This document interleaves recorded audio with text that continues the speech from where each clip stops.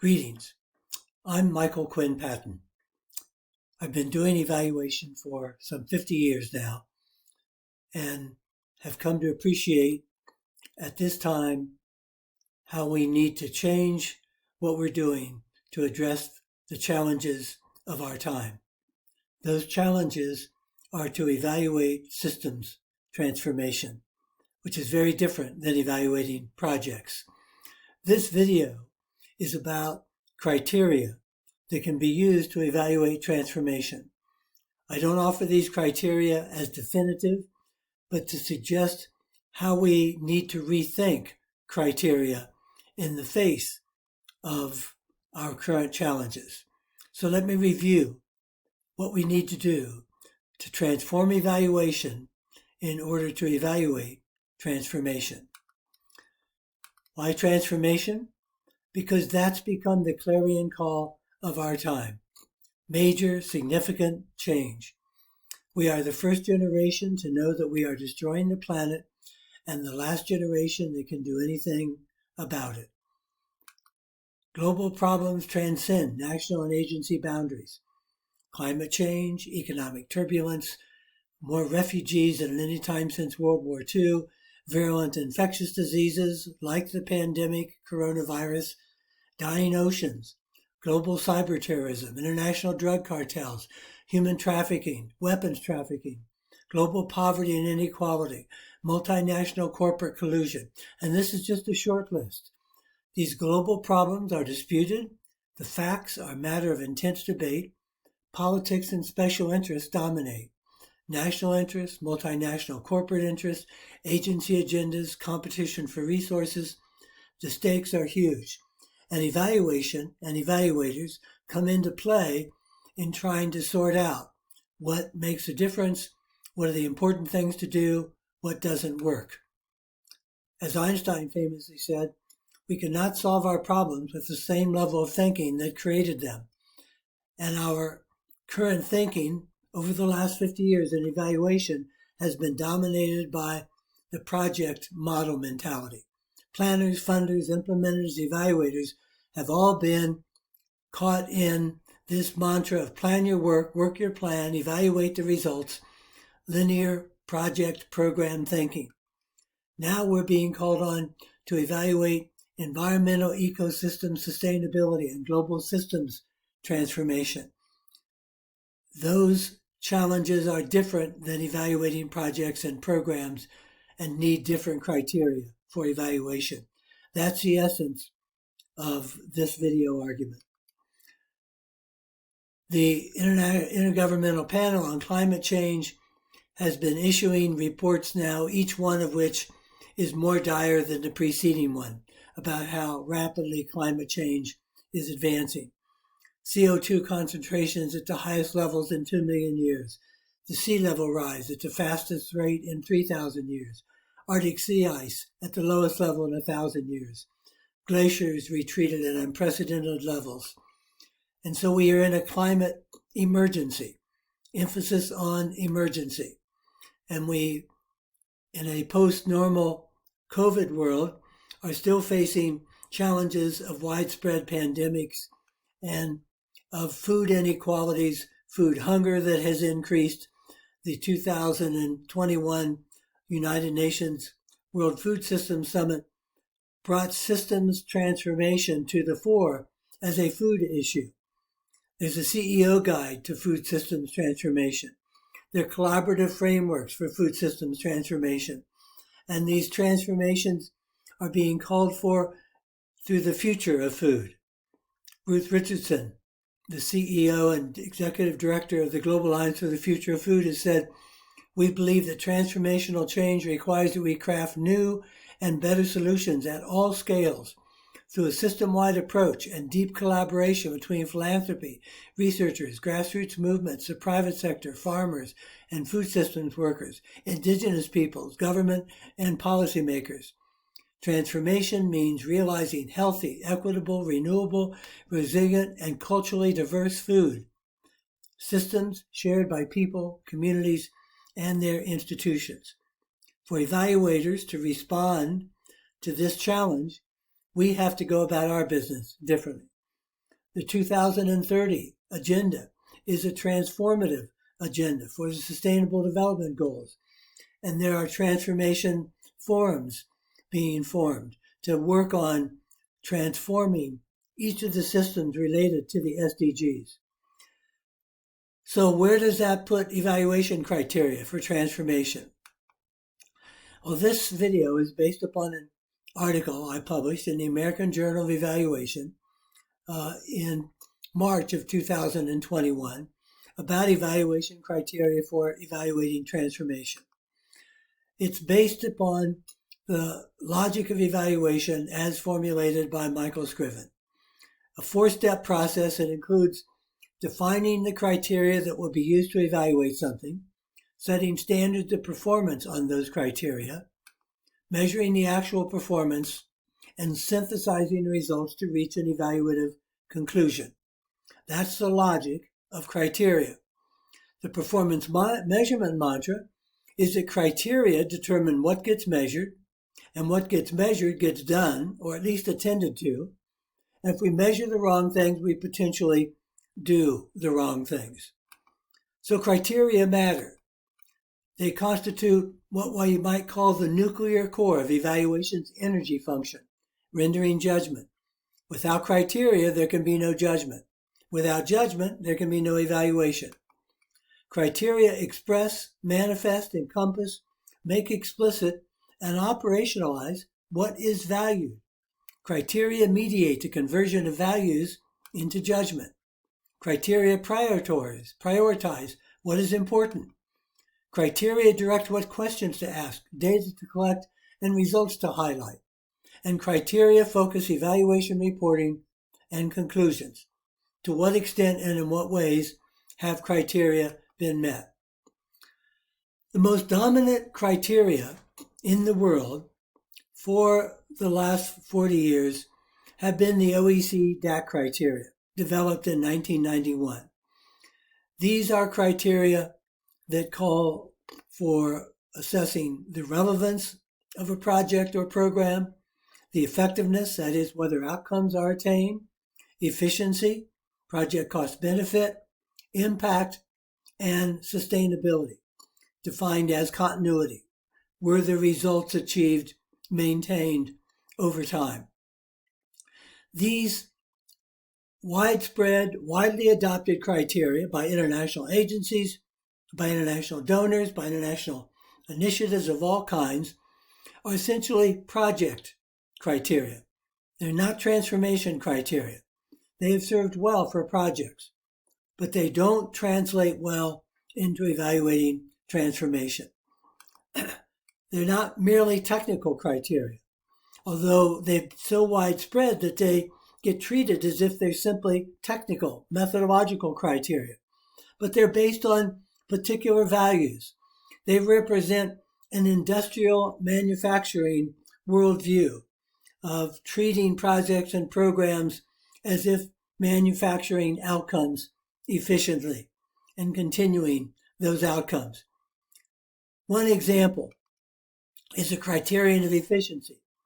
Mahatma Gandhi's efforts during the anti-colonial movement in India was characterized by the spinning wheel and his argument that widespread fulfilling labor was more important than manufacturing efficiency, that having people be able to labor with their hands in things that they could do had value in and of itself.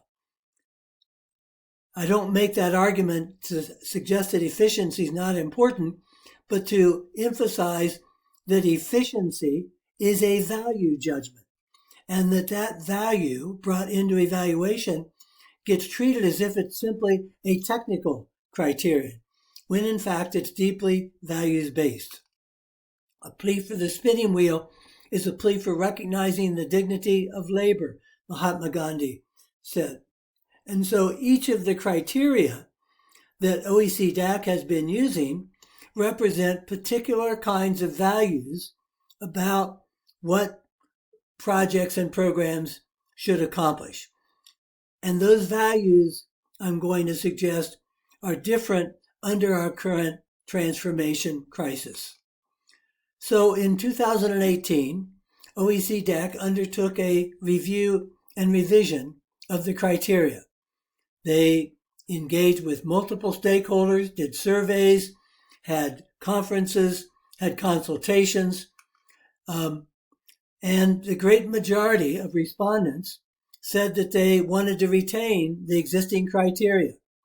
Over 89% wanted to maintain the criteria on all five: relevance, effectiveness, efficiency, continuity, and impact.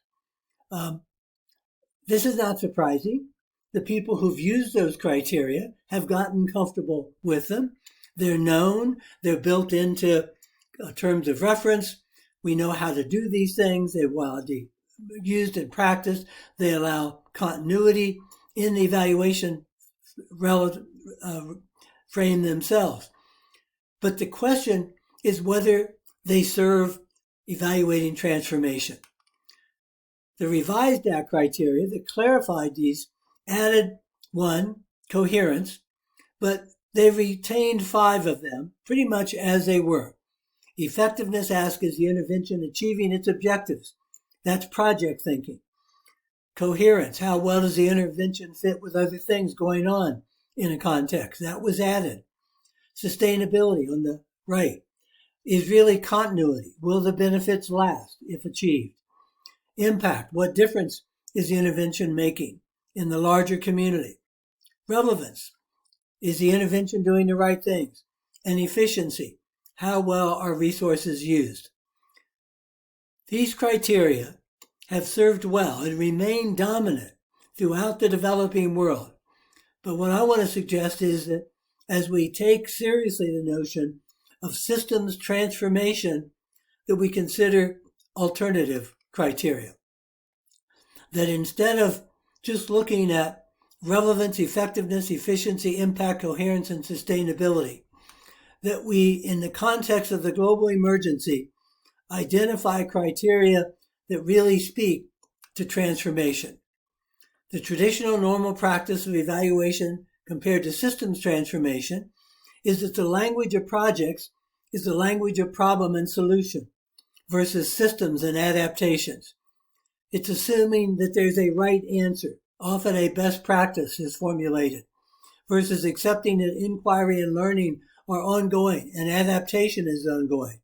Project thinking aims at goal achievement versus systems transformation and assumes that solutions can be engineered versus embracing complex systems thinking that require dealing with uncertainty, turbulence, and adaptability, not static, new, ongoing, continuous interventions of the same ilk that were done when a project was implemented. Peter Drucker, the great management guru, said, if you want something new, you have to stop doing something old. And that's the theme here, is to consider new criteria that address global systems transformation. So with all that build-up and preface, let me turn to transforming evaluation to evaluate transformation and suggest examples of alternative criteria. In formulating these criteria, I asked DAC, can the criteria that you've used traditionally and have maintained during the revision be used to evaluate transformational change? And the reply was, well, yes and no. Yes, the criteria can be used to understand how different interventions are or are not creating transformational changes. The potential transformative effects of an intervention are captured under the new definition of impact. We expect evaluations will look more and more at questions related to transformation, reflecting the growing interest in understanding transformational change and the imperative for transformation described in both Agenda 2030 and the Paris Agreement. The evaluation methods needed to answer these questions are still emerging. However, the evaluation criteria are intended to be used in evaluating an intervention, some intentional effort to create a change in the world. They are not a particularly useful tool for descriptive analysis of transformation change or systems change. That's why we need different criteria. So here are some sustainable systems transformation evaluation criteria. Again, I offer them as examples, not a final definitive list, but to open up the conversation about what criteria would be appropriate for evaluating systems transformation. And it'd be the criteria I'm going to suggest are what I've called transformation fidelity, that the work is actually aimed at transformation, that there's an authenticity and a theory of transformation behind the work, that it's informed by complex systems framings, that instead of efficiency, there's full cost accounting, which means the effects of interventions not just in achieving desired outcomes, but effects on the environment, on human well-being, on social justice. And that makes diversity, equity, and inclusion explicit criteria for evaluation. Adaptive resilient sustainability, not continuity, but the sustainability of the relationship between humans and nature over the long term. And finally, interconnectedness momentum, that there is a recognition of the way in which different systems are interconnected, and that evaluators look at those interconnections in looking at the relationship between local and global, between micro and macro, across SDGs, to see how, from a complex systems point of view, interactions and interdependencies are being created. I'm going to discuss each of these for a couple moments, and then we'll have a look at how they all fit together. So let's begin with the transformation fidelity criterion, or what can also be called transformation authenticity, the extent to which the realities of transformational change initiatives match transformational aspirations and rhetoric. The evaluation implication is to ensure that what is called transformation constitutes transformation. Evaluate whether and how what is called transformational engagement constitutes a trajectory toward transformation. This criterion comes from having participated in a number of conferences about transformation and noting that after a number of inspiring keynotes about the need for transformation, what follows are 2 or 3 days of presentations on projects. That what people know how to do, what gets funded, what gets designed, are projects and programs, not transformational initiatives. Things that are based upon a theory of change at the project level, but not a theory of transformational systems. And that's what we as evaluators are called on to both help formulate and to hold feet to the fire that we're actually dealing with transformational realities. Systems transformation involves major, deep, broad, and long-term change in systems. The Independent Evaluation Group of the World Bank identified 4 dimensions defining transformational engagement. Relevance is that it addresses a major developmental challenge, such as poverty, equity, or climate change. That there's a depth of change. It's fundamental change in systems and markets, addresses root causes, supports a change in the trajectory of the systems. The scale of change is large-scale impact at national and global levels, and that it's sustainable economically, financially, and environmentally over the long term in systems terms. That it integrates financial, economic, environmental sustainability, not just continuity of project outcomes. And so transformational thinking means thinking beyond projects and silos to systems transformation. This applies to evaluation and evaluators, and therefore the criteria we're talking about, but to the kind of initiatives that get created. In a separate video, I've talked about moving from theories of change to theories of transformation and what a theory of transformation looks like. And in the introduction to this video, you'll find the link to that other video about moving from theory of change to theory of transformation. Basically, what we've evolved from, or are evolving from, is the early 50 years ago where we just looked at whether projects attain their goals, to doing logic models, theories of change, and now needing to attend to a theory of transformation.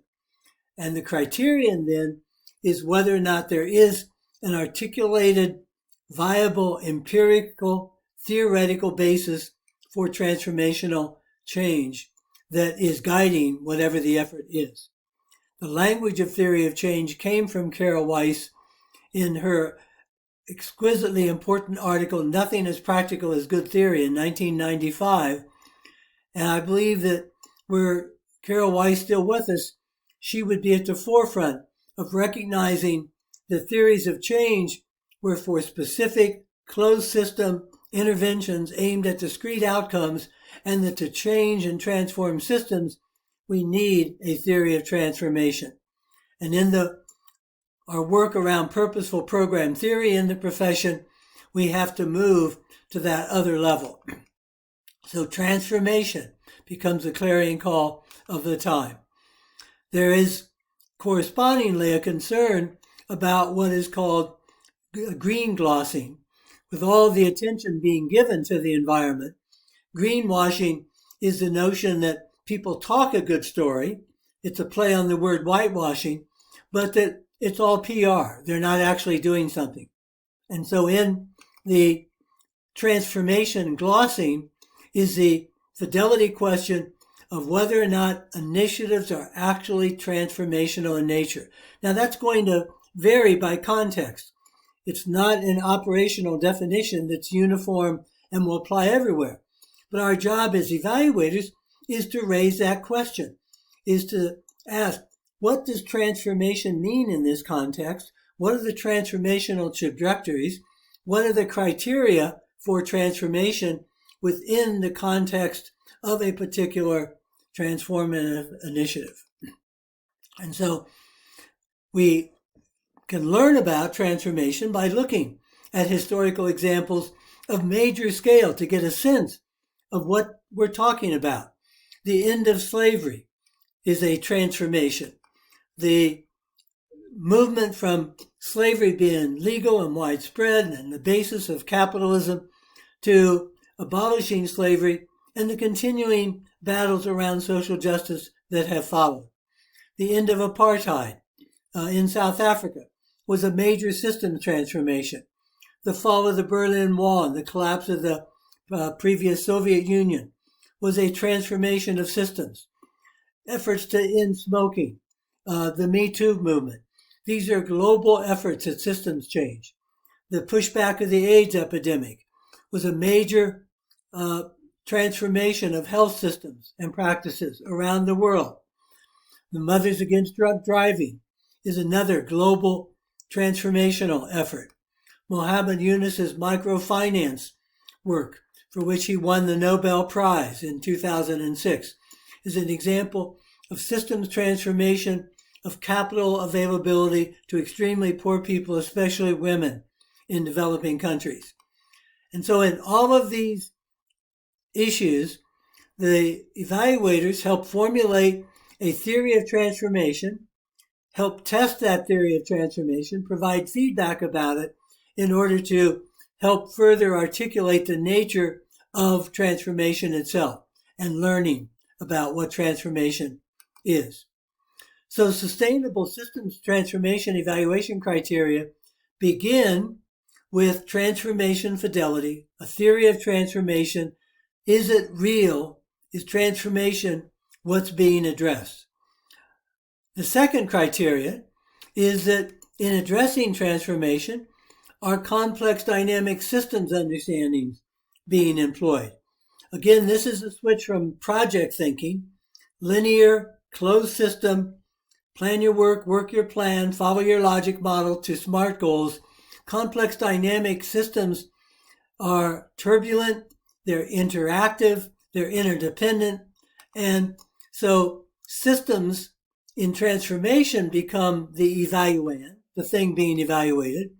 Natural and human systems are targeted as interrelated and interdependent rather than siloed, and complexity theory and understandings undergird the transformational initiative and evaluation. So, complex systems framing criteria means that we assess systems transformation using systems thinking principles and complexity concepts. Ensure that transforming systems is the transformational focus by applying complex systems understandings, concepts, and frameworks in evaluating transformation. Seeing through this complexity lens means then that the traditional linear logic model, where we do formative and summative evaluation, becomes one of developmentally tracking multiple pathways by multiple actors in multiple arenas and looking at how their efforts overlap, synergize, catalyze together, and how these developmental trajectories intersect towards critical mass and potential transformative systems tipping points. Making systems thinking the core of evaluative thinking and transformational intervention thinking becomes a very different way of thinking than our traditional linear logic models. We look at interrelationships, at perspectives from a systems way of thinking, what the boundaries are around the transformation, and the dynamics, both within and outside and around the transformation. In the work around food systems transformation that went on leading up to the United Nations Food Systems Summit around transformation, a different perspective of food emerged that involved moving beyond simply individual consumption and individual farmer production to looking at policies, both among governments, international agencies, and globally, that affect both the production and consumption of food, and to expand into seeing how social and cultural, economic and environmental issues are all caught up in transforming food systems. That means that we have to look at complex dynamic interconnections. An excellent resource in this regard is the publication, The Water of Systems Change, by FSG, John Kania, Mark Kramer, Peter Senge, that opens with the story of a fish swimming along one day when another fish comes and says, "Hey, how's the water?" And the first fish stares blankly back at the second fish and says, "What's water?" The story there, the moral of the story, is that when we're in systems, we often aren't even aware of what those systems are. And so complex systems thinking requires that evaluators, both in baselining and in trajectories, identify what systems are being looked at, what's being transformed, what those systems look like. The Water of Systems Transformation suggests looking at policies, practices, and resource flows at a structural level, relationships and connections and power dynamics for relational change, and that ultimately mental models have to be changed, paradigm shifts, as represented by things like the Me Too movement, the efforts to change social justice and racist systems. These are mental model transformations that support changes in relationships, power dynamics, policies, practices, and resource flows. Whatever the frame, and there are a number that are available, looking at systems, looking at our global context, what I've called the blue marble evaluation system, looking at how the world has changed by studying social movements, as I did with two Canadian colleagues, Francis Wesley and Brenda Zimmerman, in the book Getting to Maybe. In all of this, we're looking at interconnections, perspectives, boundaries, dynamics, emergence, nonlinearities, uncertainties, the uncontrollability of the world, and adaptation. All of this moving beyond projects and programs. The very important publication of the Economics and Ecosystems for Agriculture and Food takes a systems approach and notes in the second chapter of that book the importance of systems thinking as a guiding perspective for Teeb Ag Foods' development of a comprehensive evaluation framework for the eco-agro food system. Many dimensions of the eco-agro food system create complex analytical and policy challenges. System thinking allows better understanding and forecasting of the outcomes of policy decisions by illuminating how the components of a system are interconnected with one another and how the drivers of change are determined and impacted by feedback loops, delays, and nonlinear relationships. These are the challenges that we as evaluators face in being able to bring systems and complex thinking into evaluation of transformational initiatives. The key messages of the Teeb document are that the global food system is one of the most important drivers of planetary transformation and is experiencing multiple failures. Many dimensions of the eco-agro food system create complex analytical and policy changes. In the end, the state of human well-being, including the health of people and the planet, is determined by diverse, interlinked eco-agro food systems and consumer choices made within these systems. Eco-agro food systems are more than production systems. Using one-dimensional metrics, such as per hectare productivity, ignores the negative consequences and the trade-offs across multiple domains of human and planetary well-being, and fails to account for the various dimensions of sustainability. Silo approaches are limiting our ability to achieve a comprehensive understanding of the interconnected nature of the eco-agro food systems challenges.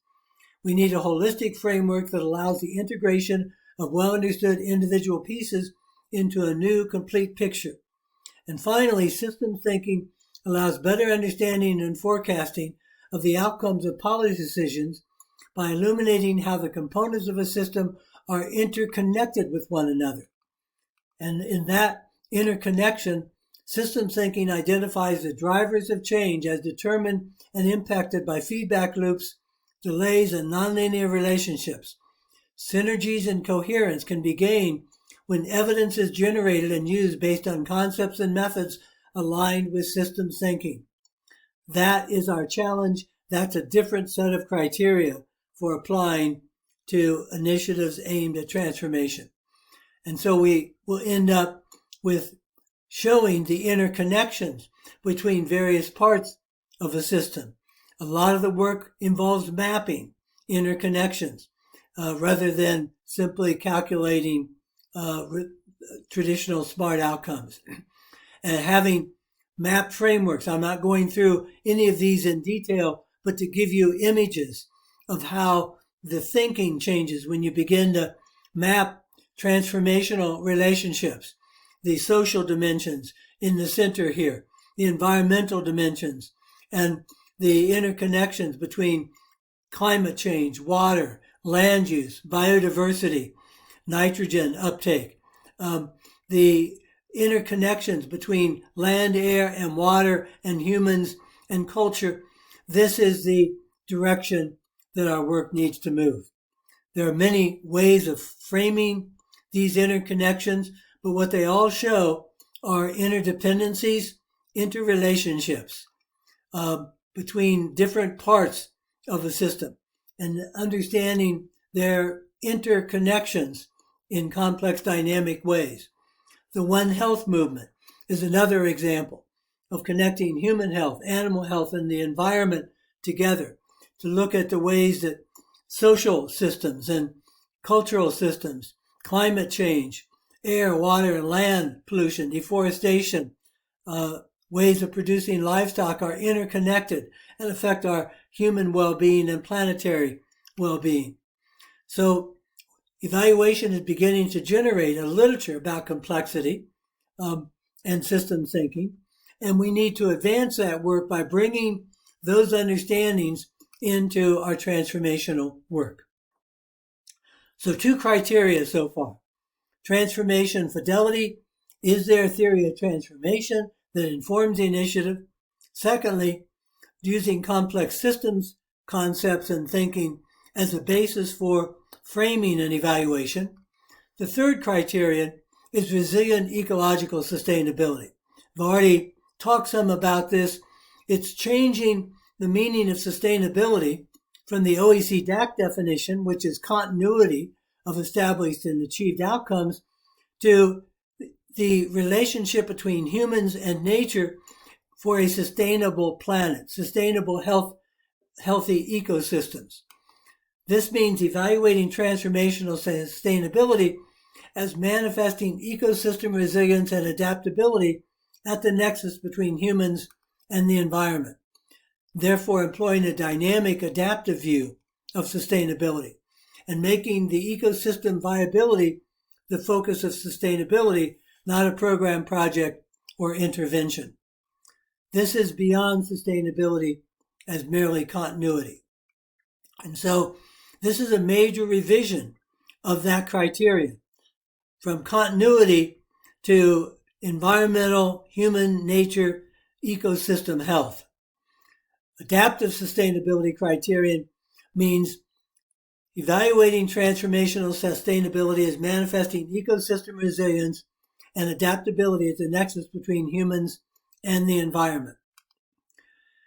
At the 2019 International Development Evaluation Association conference in Prague, that conference adopted a manifesto of 10 recommendations for the future of evaluation. You can find that full manifestation and manifesto at the IDEAS website. One of those 6 manifesto items was a focus on sustainability, saying that in all our evaluations, we commit to evaluating for social, environmental, and economic sustainability and transformation, including by assessing contextual factors and systemic changes. We commit to assessing and highlighting in all evaluations unintended negative social, economic, and environmental effects. Let me pause and emphasize. This manifesto, adopted by the International Development Evaluation Association, calls for all evaluations at every level and of every kind, anywhere in the world, to include the criteria of ecosystem sustainability, the contributions to sustainable, healthy human nature ecosystems. Sustainability is a universal criterion.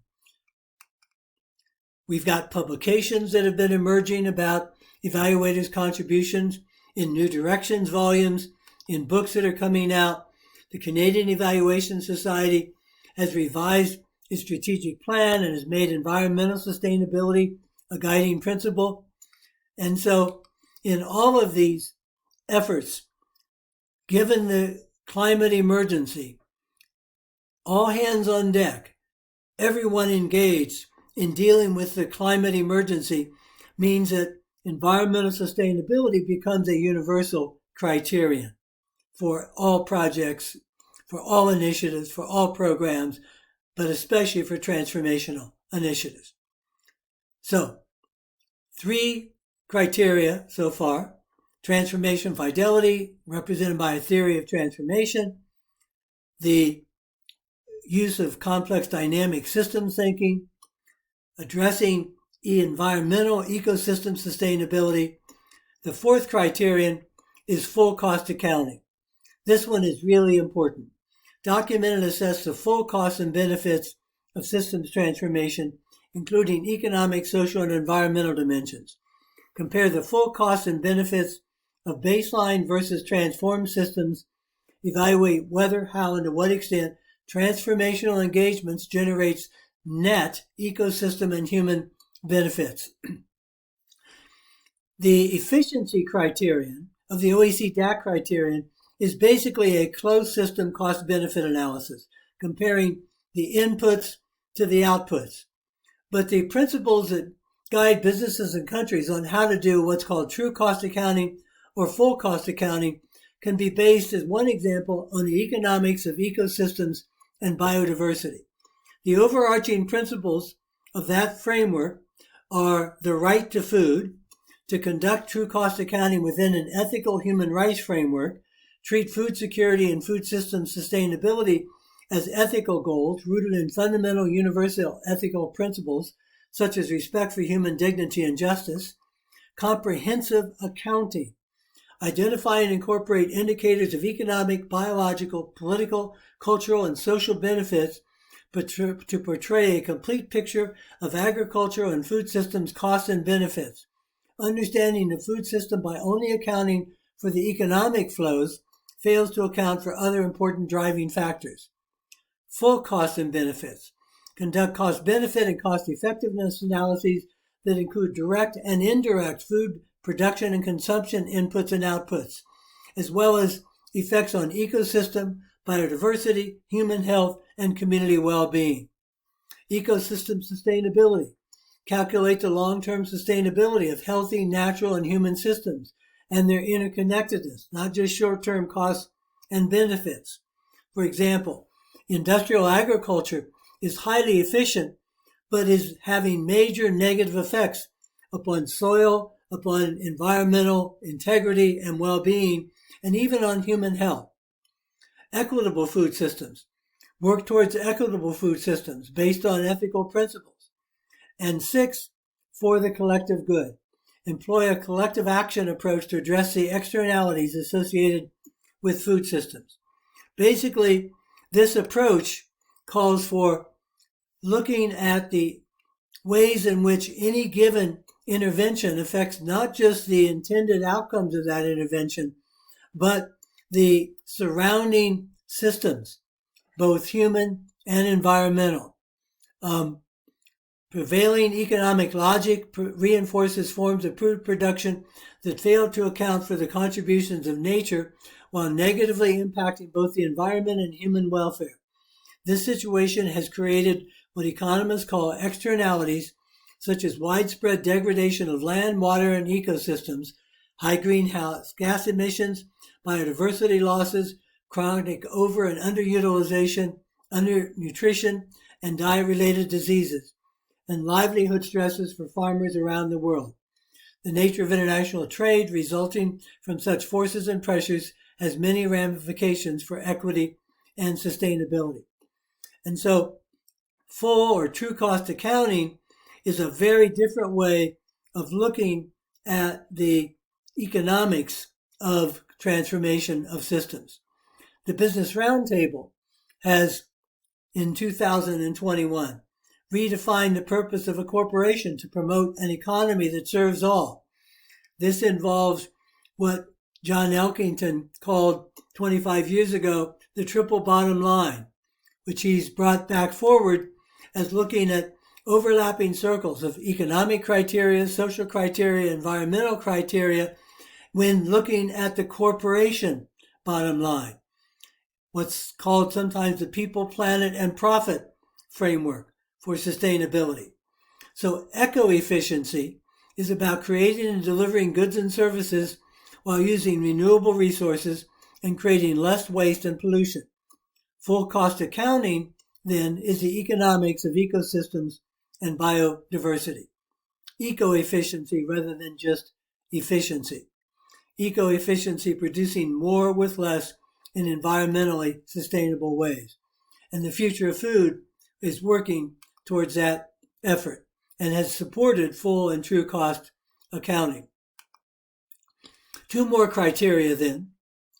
Diversity, equity, inclusion follows naturally from the full cost accounting. Evaluate whether, how, and to what extent transformational engagement enhances system-level diversity, equity, and inclusion. Examples of inequities, the COVID disparities worldwide, the way in which COVID affected poor and people of color to much greater extent than better, well-off white people, the vaccine distribution inequities, climate effects inequities. Wealthy nations and wealthy people use vastly more energy and emit far more carbon dioxide than the poor. The consequences have been wealthy, carbon-intensive lifestyles for some and a carbon-filled atmosphere for all.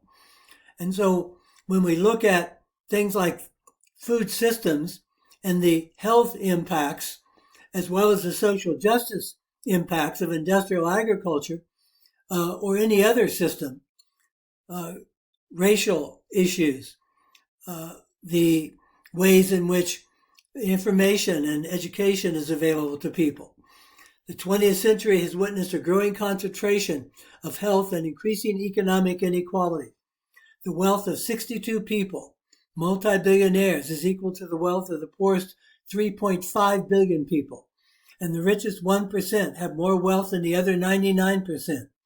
Humanity as a whole has had much less impact on Earth than the 1% who acquires more than 80% of the world's wealth generated in a year. Those data from Oxfam in year 2020. The world's 22 richest men have more wealth than all the women in Africa. At Davos, Oxfam put forward data that 2,153 billionaires have more wealth than the 4.6 billion poorest people on the planet. There are multiple dimensions of diversity, equity, and inclusion, not just wealth and economics, but access to health, access to education, access to technology, access to nature, living in healthy environments. And so these multiple dimensions of diversity, equity, and inclusion become a challenge for evaluators. The Equitable Evaluation Initiative that has been launched by Jaradim Coffee calls for all evaluations to address equity and has created frameworks for doing that.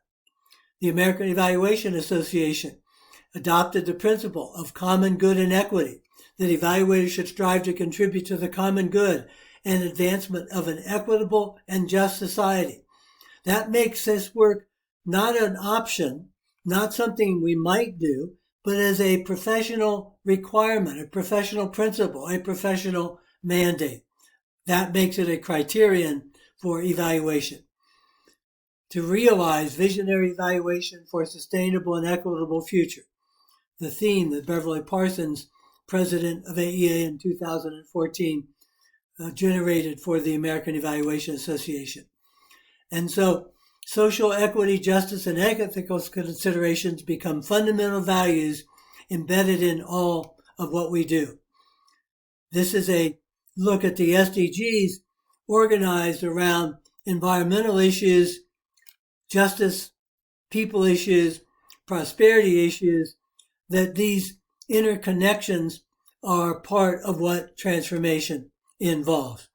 Looking at the way we map out the different aspects of, for example, food or climate related to social justice issues and equity.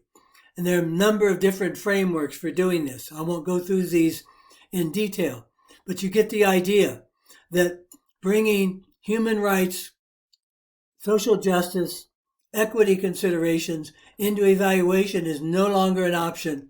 It is part of our professional commitment. And we know that climate change will affect the poorest and children much more than the wealthier nations. Again, the Canadian Evaluation Society has created a major working group on equity, diversity, and inclusion, as have other evaluation professions and volunteer professional organizations around the world. Let me close then with a final criterion, interconnectedness momentum. Identify, understand, and evaluate the interconnections that are essential and integral to transformation. Evaluate whether, how, and to what extent interconnections among people, networks, institutions, ideas, and movements are deepened and enhanced to support, nurture, catalyze, and accelerate transformational trajectories. Evaluate whether, how, and to what extent dysfunctional and constraining interconnections are disrupted and broken to liberate positive transformational energy and momentum. When everything is connected to everything else, for better or worse, everything matters. And evaluation matters. And seeing evaluation's connections to transformation matters. So the interconnected SDGs, rather than simply looking at them in silos, the way in which different SDGs are connected, the complex system interconnections between the coronavirus, equity and justice, climate emergency, economic turbulence, and the infodemic, bad information, misinformation, lies, social media, the ways in which these complex systems influence each other. Looking at how the global and the local are interconnected. between the micro, meso, and macro. These are transformation interconnections. And so we think globally, act locally and globally, and evaluate the interactions. Successful factors for food system transformation include looking at how the coronavirus pandemic and increased evidence of climate change with severe weather episodes, fires, droughts, and floods have brought about the need for more system transformation so that we can learn and adapt through ongoing evaluation, making monitor and evaluation a cross-cutting theme regardless of the particular issue being discussed. But traditional evaluation approaches need to be updated to transformational kinds of approaches. In a different video, I've presented the theory of transformation for food systems. It came out of those dialogues. This is a brief summary of that, which is to mobilize and engage multiple players in multiple arenas, conceptualize and implement solutions using systems thinking and complexity and the right to food, and ensuring sustainability and equity. And then enabling results by educating about food systems, learning and adapting through ongoing evaluation, and aligning and integrating diverse coalitions and solutions to transform food systems that are equitable, sustainable, and resilient. This mutually reinforcing momentum built across food, climate, and health systems toward transformational critical mass and tipping points. That's a theory of transformation. And in looking at these elements together, evaluators help reinforce what a theory of transformation is. The dialogues for food systems turned up 22 different themes, but we found they were interconnected, not siloed. And these interconnections across time lead to a sense of urgency. Posterity, not history nor the future. This is part of the new ethics for this era. It requires imagining and designing futures fully cognizant of the people who will inhabit them. Evaluation professionals use the past to help inform the future. But do our evaluation questions and criteria reflect a clear notion of the responsibility of this generation to future generations, the need to break from the past, and hence a stewardship that is needed to ensure sustainable development for posterity? And so we have to think about not just the present, but especially the future, and how what we do now affects the future, both short-term and long-term, to the seventh generation. So these criteria for evaluating transformation, again, meant to be suggestive to open up the conversation about possibilities, include transformation fidelity, a theory of transformation, bringing a complex adaptive systems focus into our work, resilient adaptive ecosystem sustainability, full cost accounting, diversity, equity, and inclusive, and interconnectedness momentum towards transformation. This compares with the traditional DAC technical criteria of relevance, effectiveness, efficiency, impact, sustainability as continuity and coherence to the transformation clearly values-based criteria that we've been discussing in this video that call for us to treat transformation as a separate kind of evaluand, a separate focus of evaluation, and therefore needing different criteria. It's a different game, the transformation game. It has a different set of hurdles than traditional project and program evaluation, and we need to up our game as evaluators if we're going to be able to make a contribution towards a long-term, healthy, and sustainable blue marble, our planet where we all live together.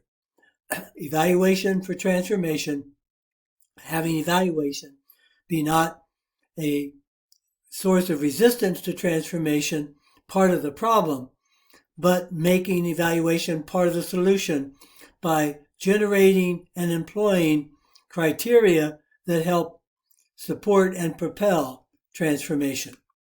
As Peter Drucker said, the greatest danger in times of turbulence is not the turbulence, it is to act with yesterday's logic. And I would add, with yesterday's criteria.